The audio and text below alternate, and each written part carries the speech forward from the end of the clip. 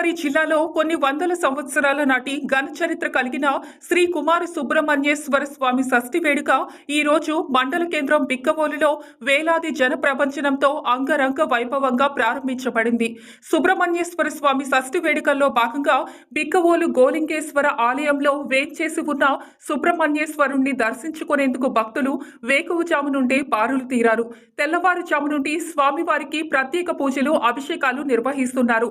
సంతానం కోసం వచ్చిన మహిళలు నాగుల చీరను ధరించి ఈ ఆలయం వెనుక భాగాన నిద్రించి తమ కోరికను స్వామివారికి విన్నవించుకున్నారు.